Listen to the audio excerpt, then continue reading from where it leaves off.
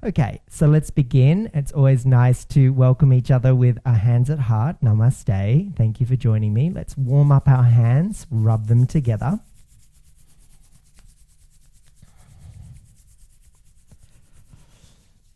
And we'll begin with an Om. Bring your hands to Namaskar Mudra. Draw your chin slightly towards your chest. And a gentle Om to prepare. Inhale through your nose.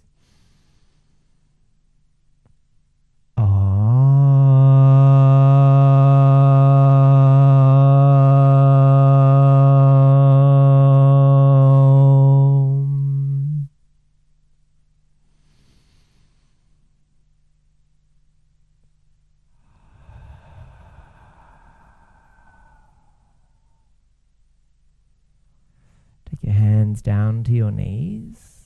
Start to lift the chest. Hold the knees. Widen the collarbones. Inhale, breath, look up. And then exhale, breath. Draw your chin towards your chest. C shape in the spine. Belly button in, round the back. So just a nice, gentle movement through a kriya we know as spinal flex. So today's class, even though it's a yin class, will have a few little kundalini elements. Kriya yoga.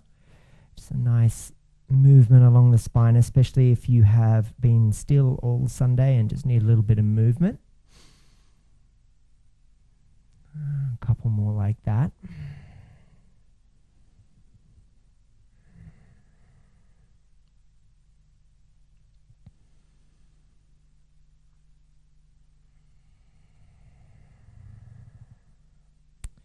And then slowly come into your seat, nice and elevated through the spine.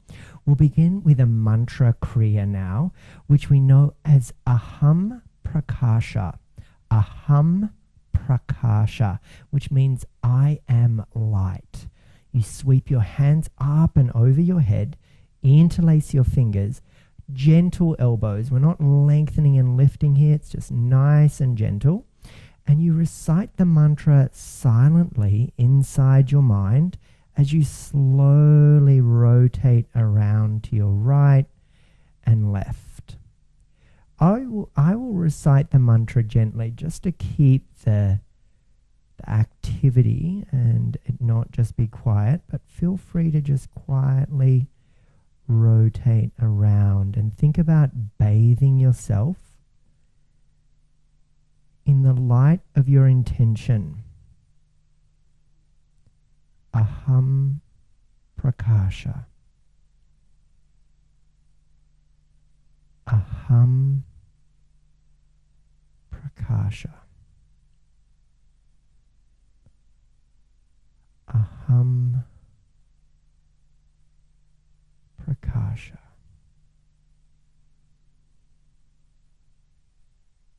Aham Prakasha. This is a very gentle movement.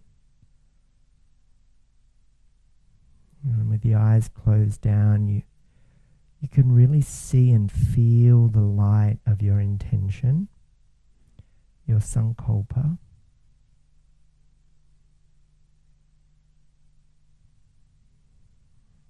Let's go for a couple more rotations.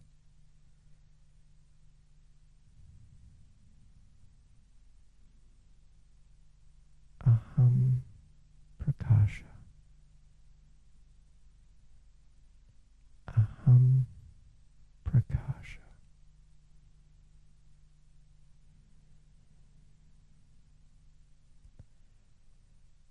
Final rotation around here.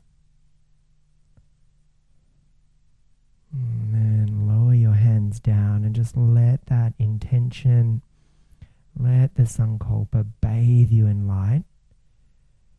And for the last couple of moments, you can recite the mantra inside your mind, either in English, I am light, or your own mother tongue, or if you wish, the Sanskrit, Aham Prakasha.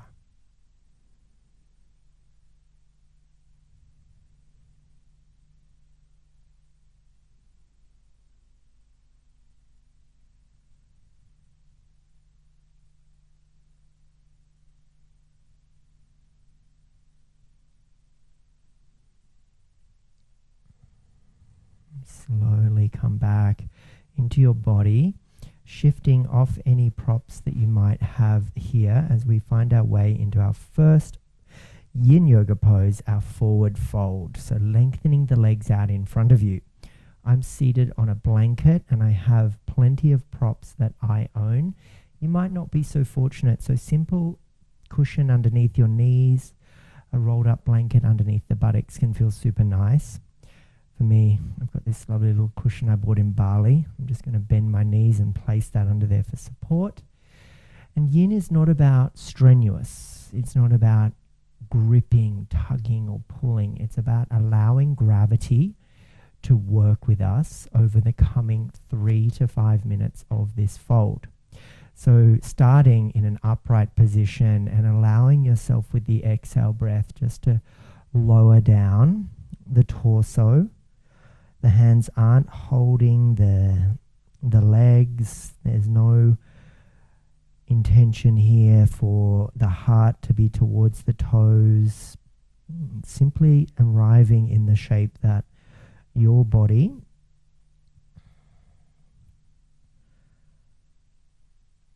maintains a sensation that sparks some curiosity. So for many of us, that curiosity might be around the buttocks and the hamstrings, due to them being most likely tighter, and they certainly are vociferous musculature. It definitely tells you when it's being tugged or pulled or stretched. And some of us will also notice the big line of tissues that run down the spine. That is another area where we're lengthening and hydrating.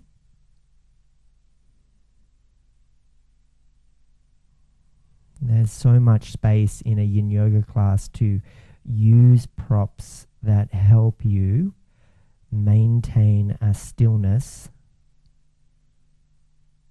that can cultivate a level of sensation that if one was you can't feel anything at all, and 10 felt something like I'm unable to breathe, this feels electric, we would be at something that resembles a 6 or a 7.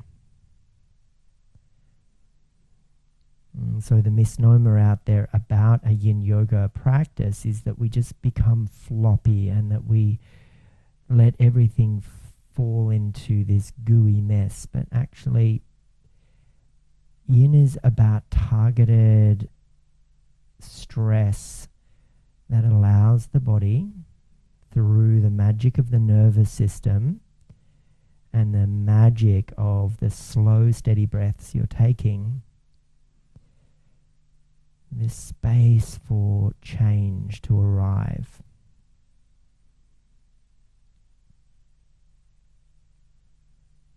Our lives are always busy, we're always going, we're always doing, we define ourselves by our busyness. And in that, we also find this desire to remain busy. We don't want to stop. So in my experience of teaching Yin Yoga, there is always going to be people that think it's hoo-ha and a waste of time. But time is all we've got.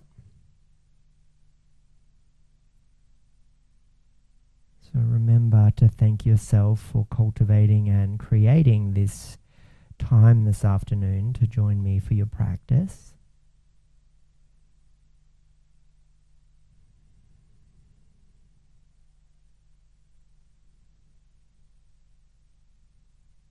And the beauty of practicing in the privacy of our own home is that the shape becomes very personal. The posture is very personal. Your props are very personal. They are there for you, and just remind yourself that you are very much worthy of them, and using them is absolutely a wonderful aspect of this practice. I'm going to reach for my block and place it between my knees and see if I can just fold my head down.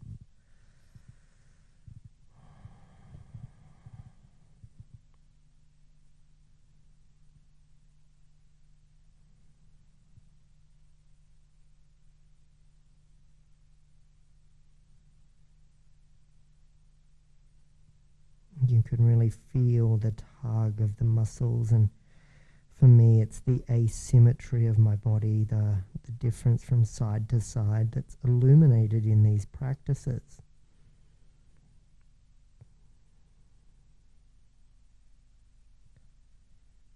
These forms of imbalances are very natural. We're all dominant in one side, purely and simply by the fact that most of us are right-handed. That dominance goes into areas like coordination and strength.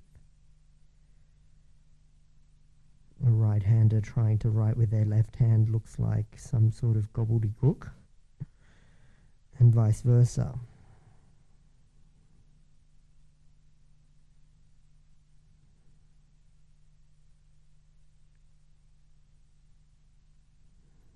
See if you can, given that we're 3/4 the way in now, just notice if there's an area where you're gripping or tugging or finding tension, and just see if you can, through your mind's eye awareness, turn off that area of tension, of gripping.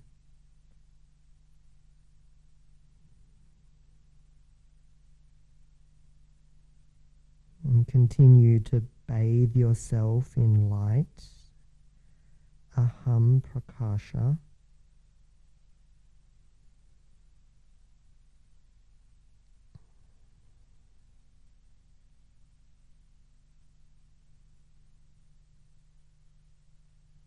And for these few moments here, see if the breath can be really expansive across the upper back.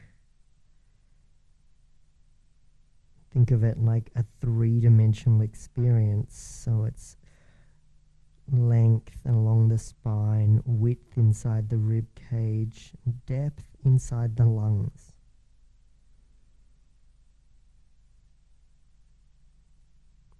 Massaging the organs as the diaphragm moves up and down, and the breath comes and goes.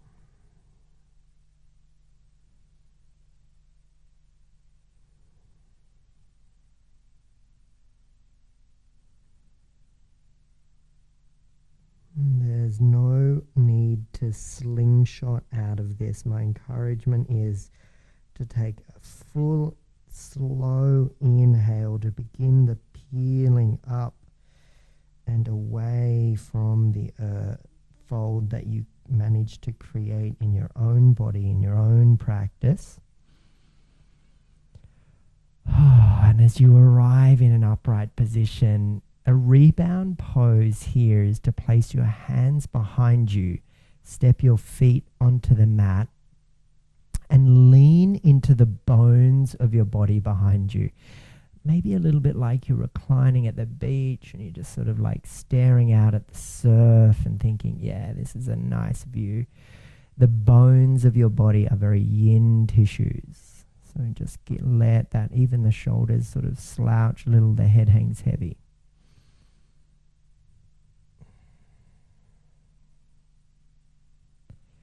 Maybe proud the chest as you lift the heart and lungs in your rib cage, widening the collarbones. Let's take ourselves through our next symmetrical set of poses, half butterfly. Again, I'm staying on my blanket here just for a little bit of support and cushioning. I'm lengthening my left leg out, but We have 2 legs. This practice doesn't matter which one you do because we'll be doing each one after another. You could even call it seated tree position. So the right knee is bent and my left leg is out long. A few things here that some people need help with. Sometimes a book or a block underneath the knee can help support you, especially if it's sort of hanging out in space and feels uncomfortable. You are welcome to fold through the middle, so straight away from your pelvis and out. Some of you might like to fold down the left leg, and others might find it more encouraging and beneficial to stay upright for longer and then just let gravity dictate where that fold happens. For me, taking my block out from underneath me there, placing a block out in front of me, I might even use 2 fisted hands there just to lower my forehead down, let my elbows dangle. And once again, just creating that experience of sensation that creates and sparks some curiosity.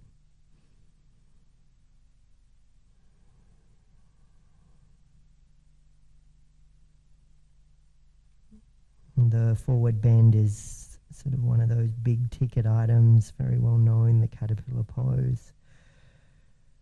And sometimes here in our seated tree, half butterfly, you may not be able to find that same depth of sensation straight away. But as we've warmed up the tissues of the spine,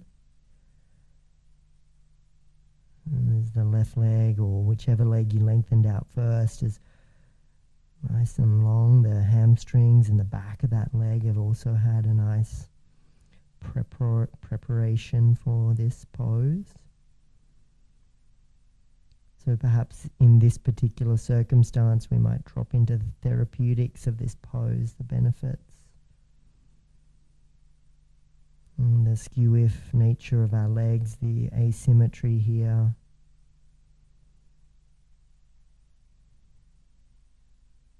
There's certainly more room for the breath in my lungs than there was before. So I really tune into that 3-dimensional nature of the breath. Length, width, and depth.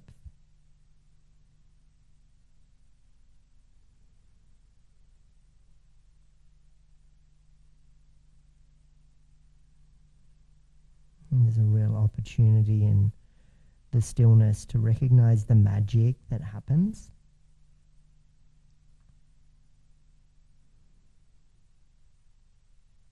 And that magic,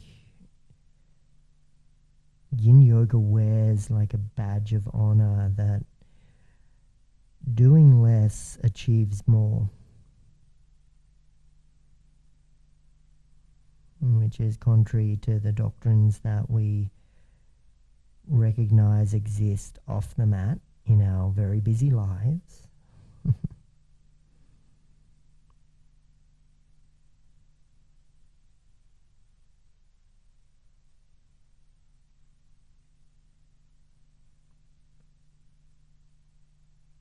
There's this sense for me in my own practice and my own body that there's a real sense of spaciousness across the sacrum. Super flat, bony base of the spine. It's kind of like a keystone connecting. Very, very strong bone and super stable. And so the bones of the body, as I mentioned before, are very much yin tissues.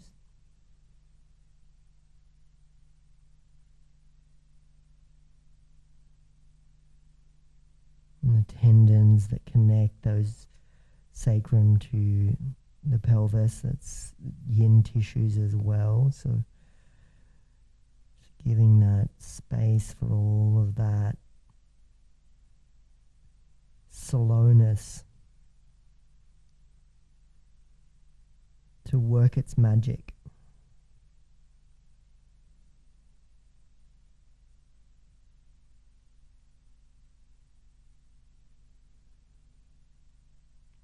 If you've noticed, I haven't suggested any particular breath work here or suggested something like ujjayi or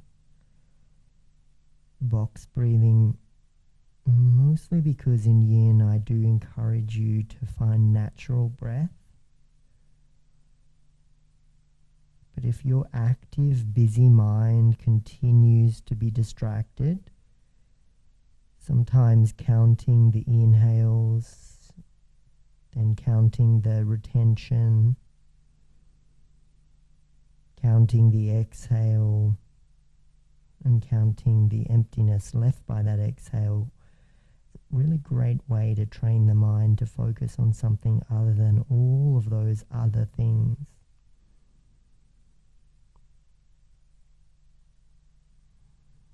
And just a final couple of moments here.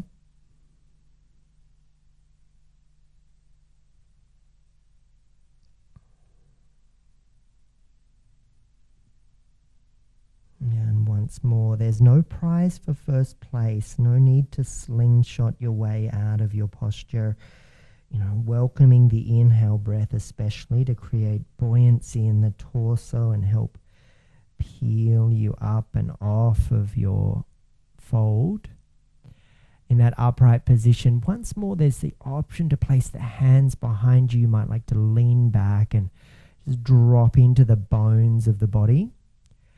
Whilst not technically being a yin posture, something like rock star can feel nice. So whichever knee is bent is the hand that gets placed behind you, and you place it down gently and just lift up onto the bent knee and just reach back, and just opening up the torso can feel super abundant after the fold. And then just lowering back down and meeting everyone wherever they're at. Come back through the center and extend your opposite leg out. For me, it's the right leg, bending the left knee and placing the sole of the left foot inside the upper right thigh. My imbalance here is that I actually need something underneath this knee on that side because of just differences with my left and right legs, and I'm going to fold more from my pelvis through the middle here. And those options were available to you and discussed earlier. So wherever you're at, just prouding the chest, giving yourself a big breath in, and then just begin the process of folding yourself down and taking the variations that served you before.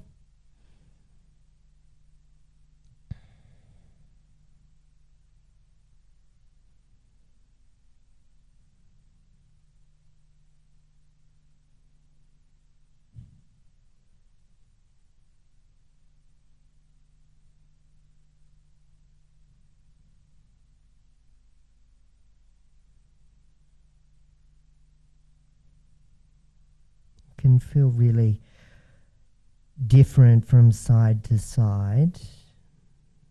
Perhaps for you here, the sensations feel different. The location and the target of those sensations feels different. My issue on my left leg is with my knee, and I think a lot of us recognize or know about knee problems.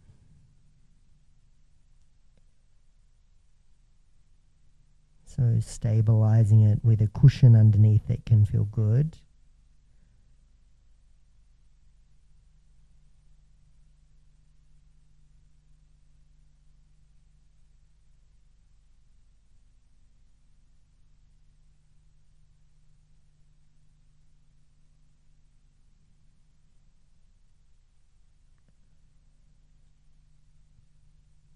And so Yin's tissue that we work the most with is the tissue we know as fascia. So the muscles of our body are well known, and many people will then go further and deeper and recognize the ligaments and the tendons as things that are in our bodies, but fascia can be less well known. Even though I don't eat meat, my recommendation or my suggestion to understand it would be to have a look at a piece of steak or beef and see the marbling inside the beef, inside the steak, I beg your pardon. That is the connective tissue that holds the muscles, holds everything together. It's like cling wrap through the body. It's a connective tissue that stretches everywhere.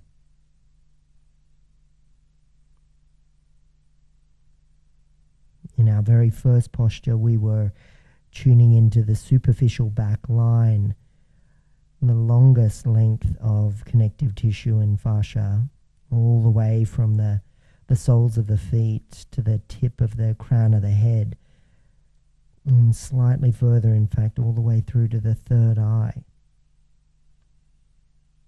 And we are working into that here as well.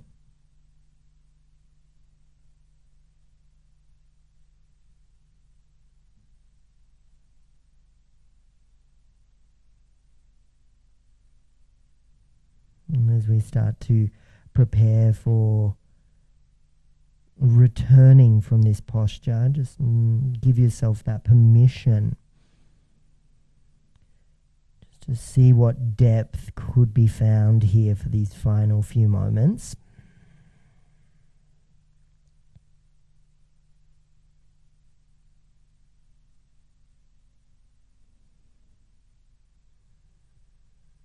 And as you prepare to emerge from your posture, just do it ever so slowly, ever so mindfully, rolling up,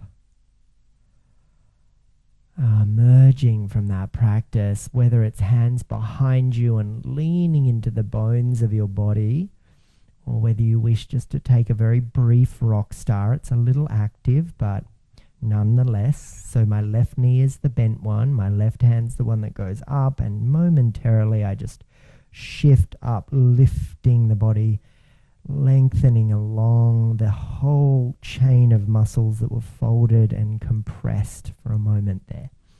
Whether you did that or not, welcome back onto your mat. And from here, let's come back into our seated posture. I'm going to sit up on a block to elevate my hips. That could be a book for you or anything you have at home. And crossing my legs in front of me. Comfortable cross-leg position. We'll move into another Kundalini practice here. This one we call Amrita Prana Kriya. Amrita is the nectar of immortality. Prana is our life force, our energy. And this Kriya is about bringing positivity into the body and releasing negative stuck energy as we exhale out. So Hiranagabra mudra is all the fingertips coming to touch, and they face down with the thumbs at the top. So we take 3 sips of air in through the nose as the first sip begins to lift our mudra up. And by the time it comes around the heart space, we flip the hands so the fingers point up. We let the 3 middle fingers go and the pinky finger and thumb stay to touch. And that is our lotus mudra or Kamala mudra. And that's where our second inhale will occur. And then as the third inhale arrives, we tilt the head back and we drink the liquid of immortality and positivity in. And then the exhale is this gentle as we lower the hands back down. And then we find our Hiranagabra mudra here. And we find an inhale there. The second inhale converts the mudra into the lotus, Kamala.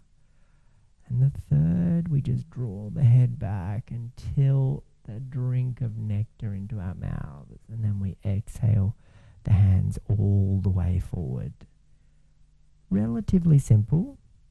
Inhale 3 parts.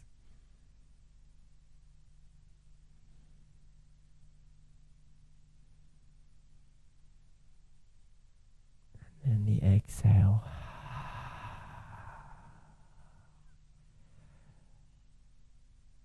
Close down your eyes if you're able to and it feels comfortable.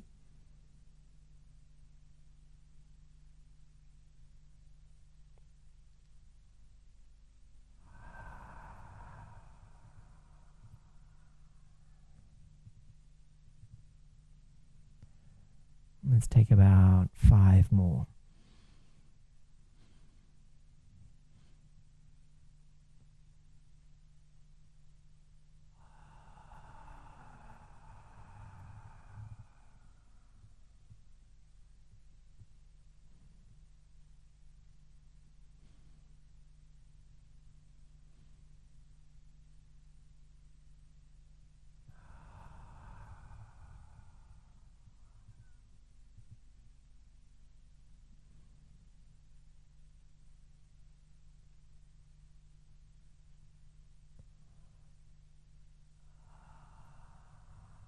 Last 2.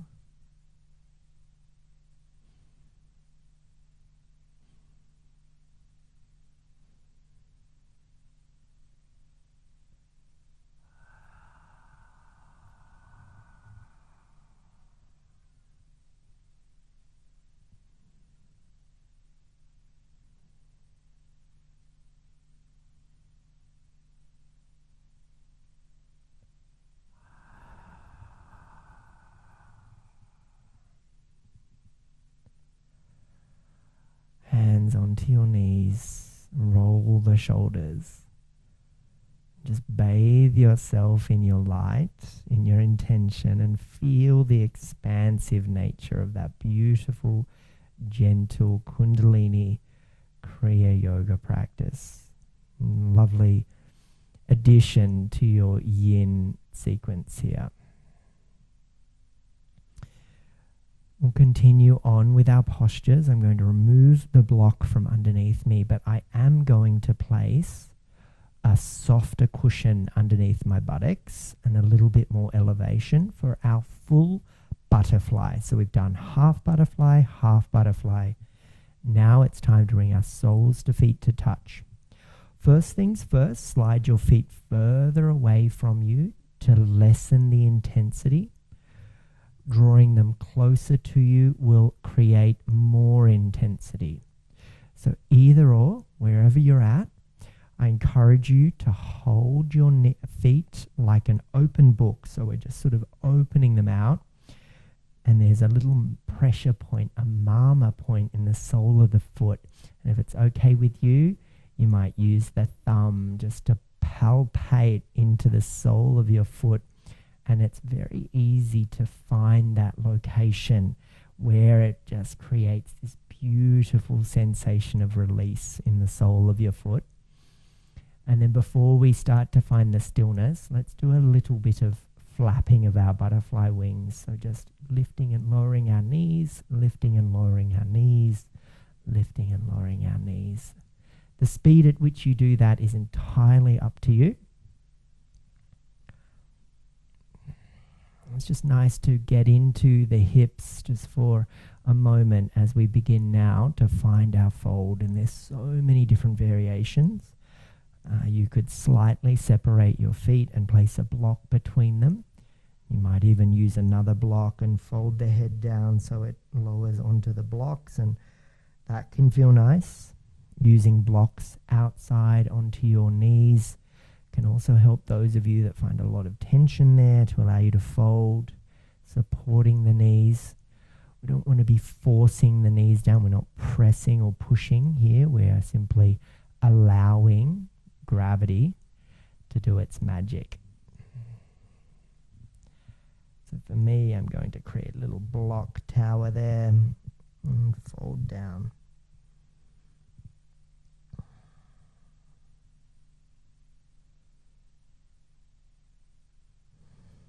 And so Yin Yoga is different to active yoga.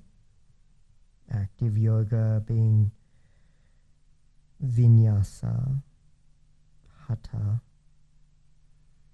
Iyengar, and other styles that are well known in our community. Yin is the counter pose to a lot of those. When we think about defining Yin Yoga, it's about coming to stillness and working with the sensation that it comes up in the stillness, cultivating a meditative mind, stilling the practice,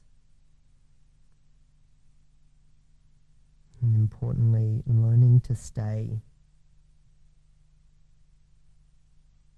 When we think about colours, we think about those sort of wintry, darker colours, the shorter days.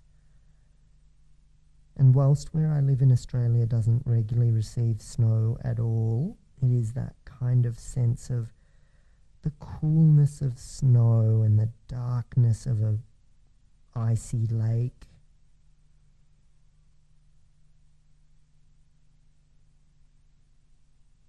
And there's an element to it that represents more of the Ta energy, the night energy.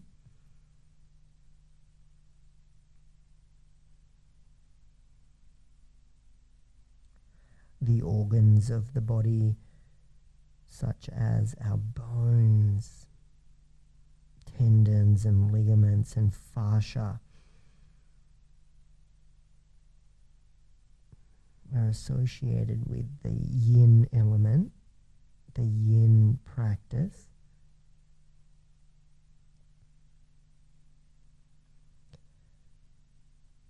And to give the counterpoint to that, when we think about our vinyasa practice, we're thinking about the muscles and the blood flow and the connection to the respiratory system with the breath.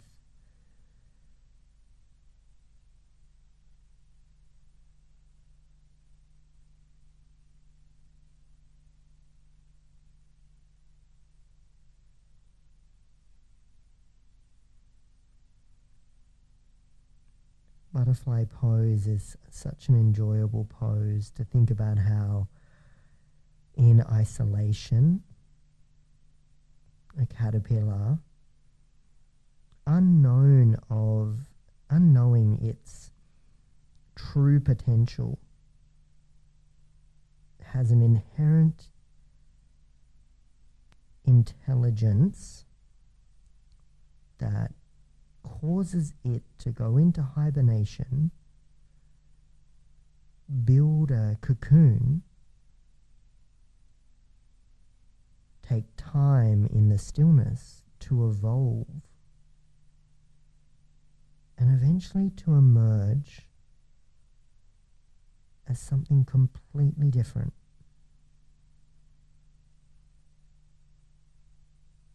A butterfly.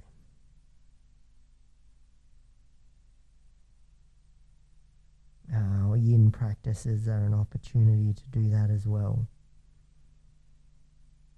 Our yoga practices, not just the postures on the mat, but the whole philosophical attachments and stories, narratives, histories that have been passed down to remind us that everything occurs in the now. Time is a construct of the human mind.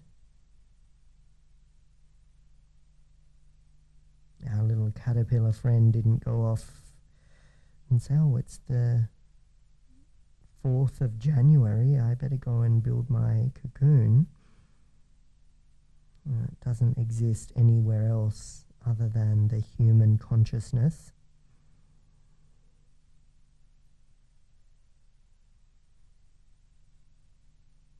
For the final few moments here, just let this butterfly, this beautiful transformation in our practice occur with your body.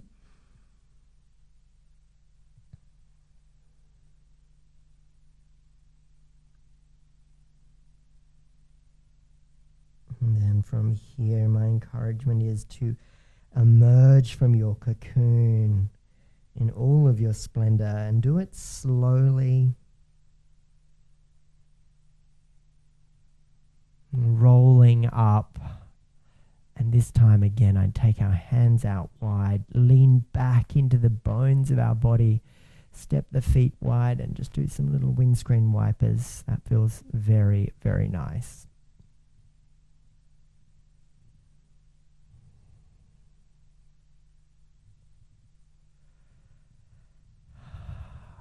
Let's take the legs out long and wide.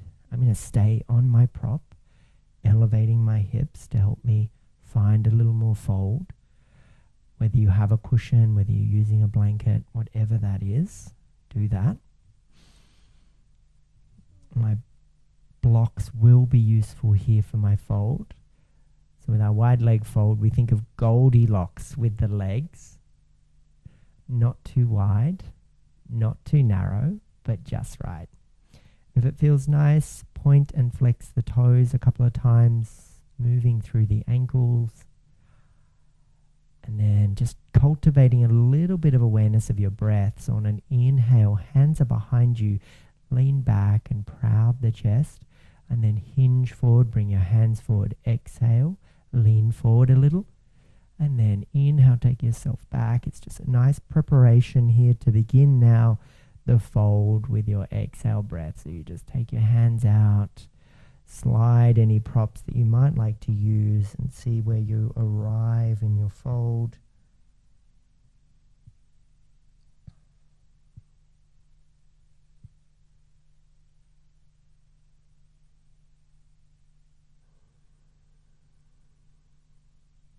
Really natural breaths.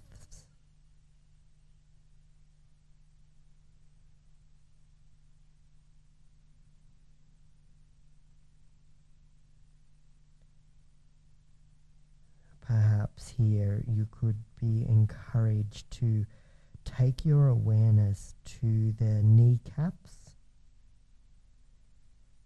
Notice if you're gripping them or creating tension. Just see how you can smooth the tension out. And then from your kneecaps, see if you can trace down the outside of the knee and along the outer thigh, all the way up to your hips. And in that tracing and the movement of your awareness, just ask all of the tension there just to soften, to drop away from the bone and just let it all hang heavy.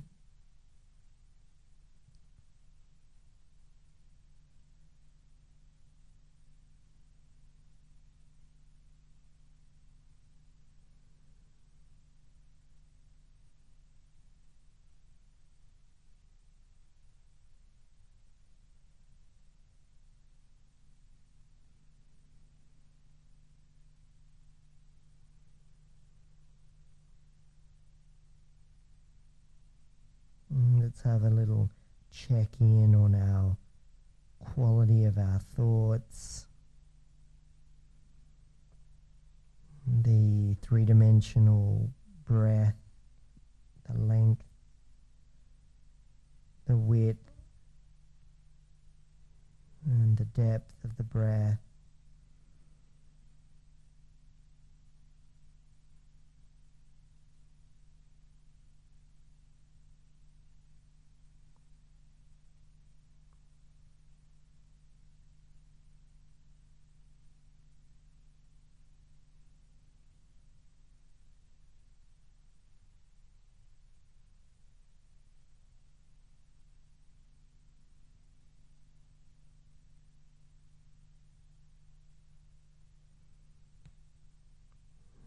For the final few moments, see if there's a little more depth. There's a little bit more permission from the nervous system to let gravity work its magic.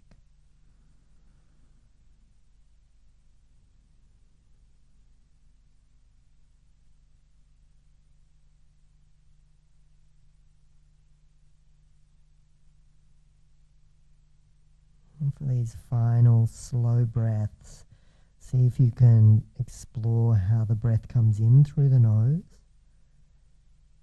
And the encouragement here might be to open the mouth and out the exhale breath.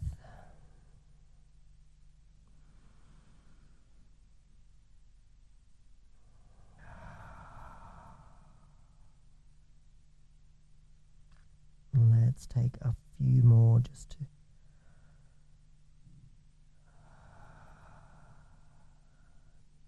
drop in.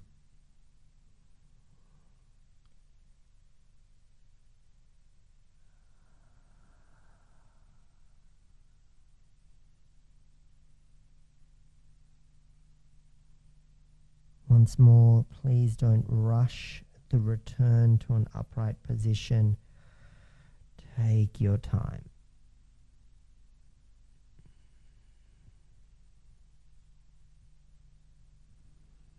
And place the hands behind you. Proud the chest and just lean into the bones of the body. Maybe even just moving your head from side to side if your neck permits that kind of movement. And so from here, we're going to beginning the movement into a reclined position. So I'm going to place my props off to one side, bending my knees, using the hands to help support the knees. Take my water bottle out of the way. Metal water bottles in yoga classes can be problematic when they get knocked over. Place any props you might like for your head at one end of your mat where your head's going. And I'm going to keep my blanket underneath me, but actually I'm going to roll it out to make it a little bigger. And I'll meet you lying down on your back.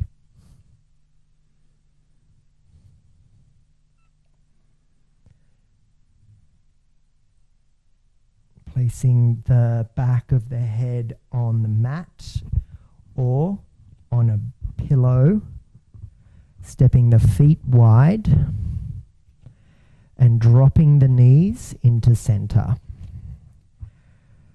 Placing the left hand on the heart and the right hand on your tummy. And let's just give into the field of gravity now. Let's just allow ourselves to sink into the mat.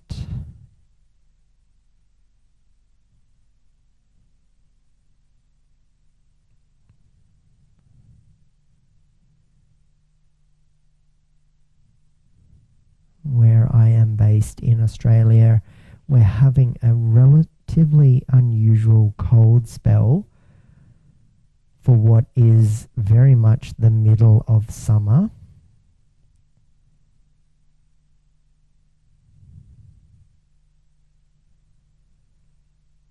And the reason I bring that up is because whenever I get into a position reclined on the mat, I always like to think about mentioning it's almost like the expression of being an ice cube on the pavement on a brilliantly hot summer's day and just melting down and away.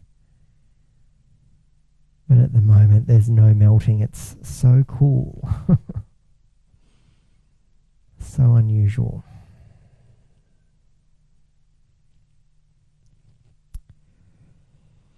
We'll take ourselves through our final series of postures here on our mat.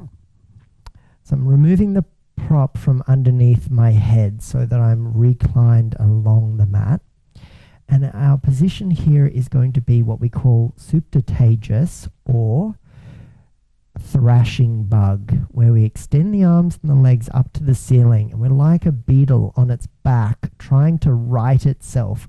We just want to flail the arms and the legs around, draining the lymph in the process of having the arms and the legs above the heart, but also just to move some of the fluids, maybe some of the stickiness and the blockages that are within the circulatory system in the body and all the different elements, letting the prana flow.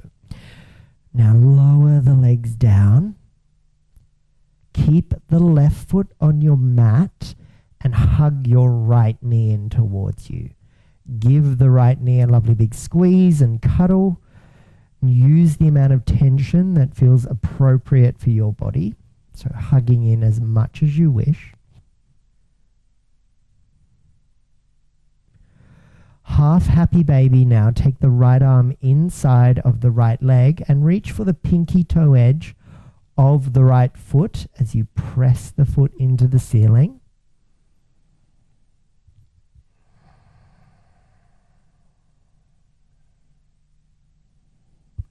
This little particular sequence and series that I teach can get a little confusing because of the right and the lefts. So I'll make sure I enunciate it very clearly and move slowly. So hold this for 3 more breaths.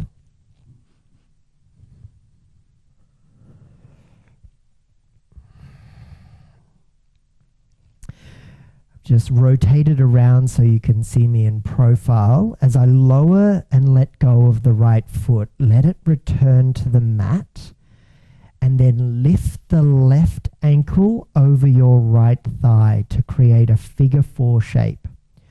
And then cactus your arms and just let yourself drop into the field of gravity with your figure 4 shape. So left ankle on right thigh. Right foot is still on the mat.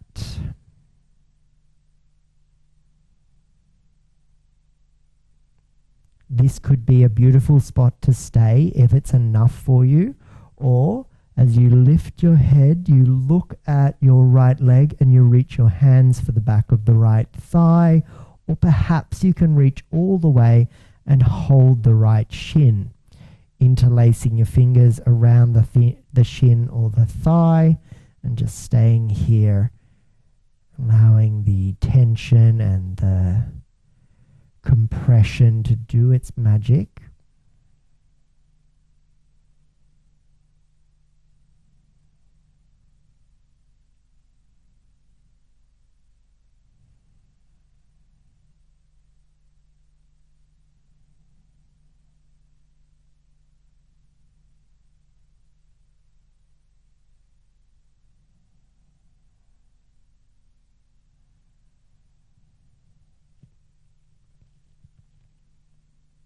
We will continue to stay for 5 more slow breaths.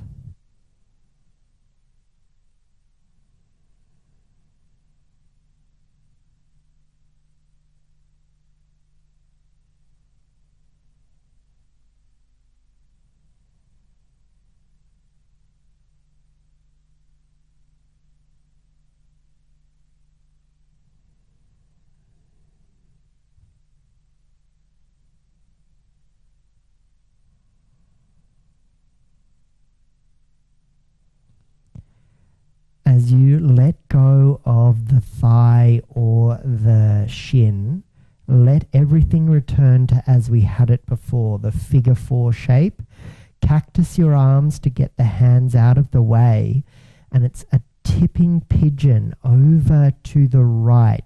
So the right leg lowers and the left foot returns down onto the mat to the right. So it's a twist known as tipping pigeon. You might like to roll the head to the left and look to the left.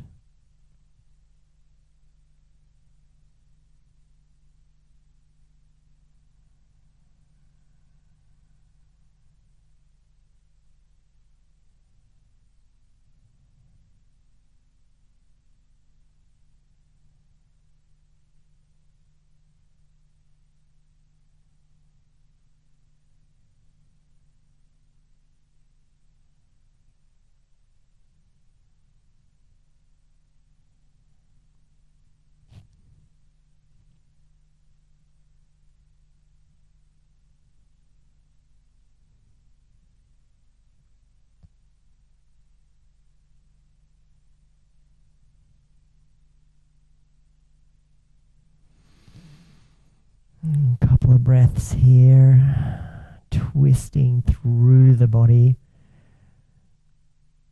squeezing out those channels, creating new and abundant space for change as we bathe in our light of intention and drop into the field of gravity.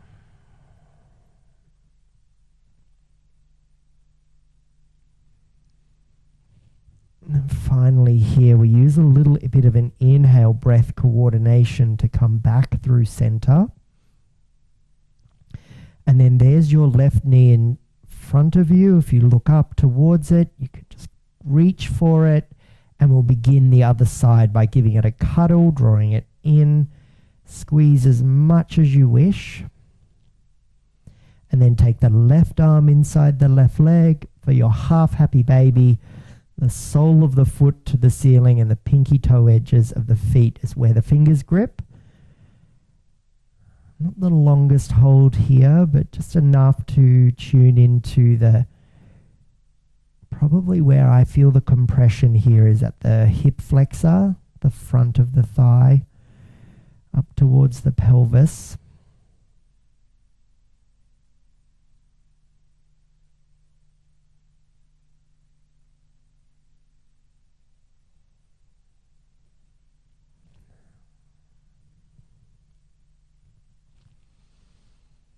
Let's say about 2 more breaths.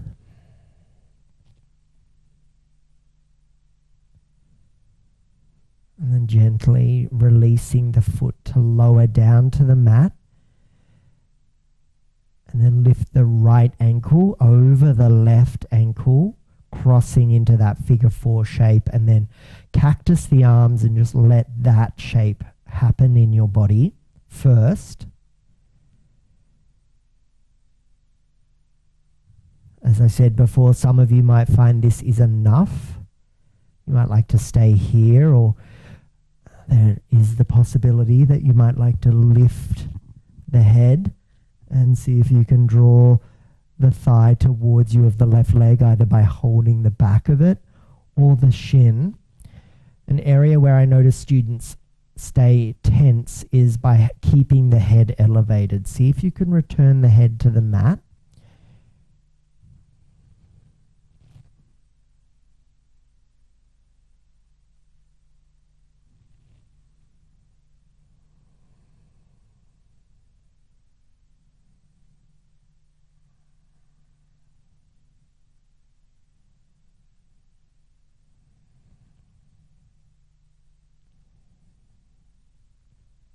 And we'll stay here for a few more moments before we take ourselves over to tipping pigeon.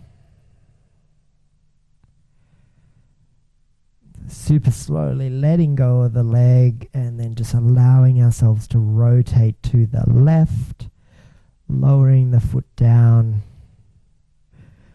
and cactusing the arms or draping ourselves out to the side.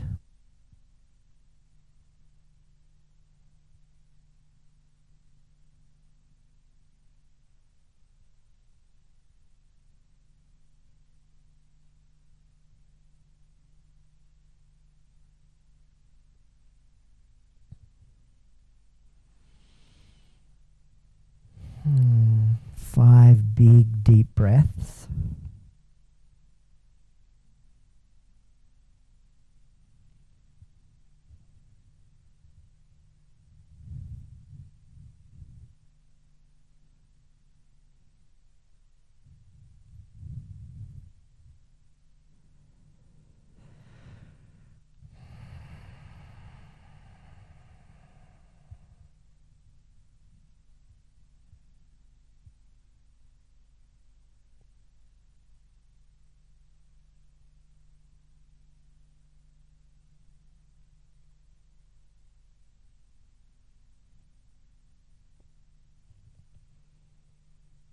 And then as you come back through your center, lengthen the legs and the arms back up to the ceiling and take the final posture here, which is just kind of like our thrashing bug. However, for you, if that wants to be full happy baby, you can do that. Either or, take a few moments. And then for me, I'm just going to orientate myself on the mat and lie down in Shavasana. So you could take props wherever you like, or simply recline down. So as you arrive in your Shavasana, just give into the field of gravity. Permission to let the body melt onto the earth.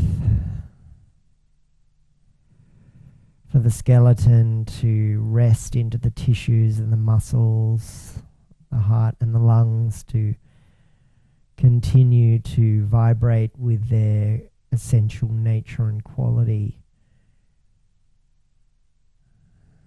Tucked up in the rib cage, protected and nourished and nurtured there, while they nourish and nurture our body.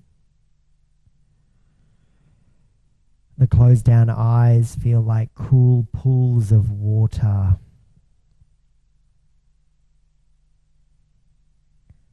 The teeth are separated, the lips are soft, the cheekbones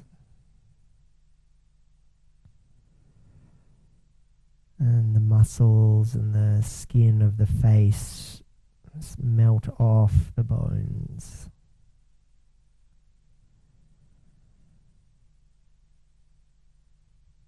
The brain rests down into the back of the skull.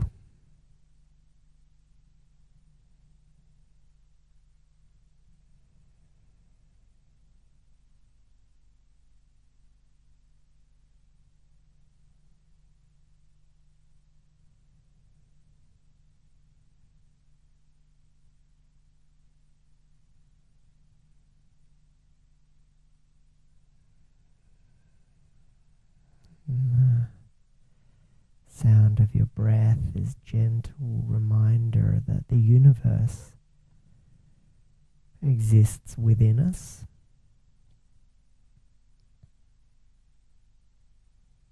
And outside of us. So the finite nature of the bones and the skin and the hair of our body, with its expiration date,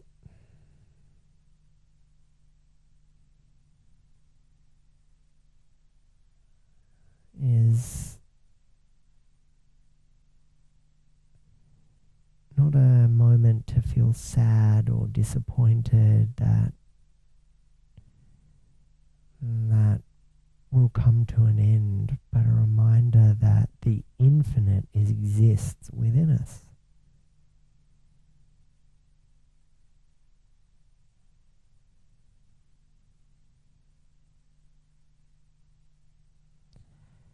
For a few more moments here, simply resting down.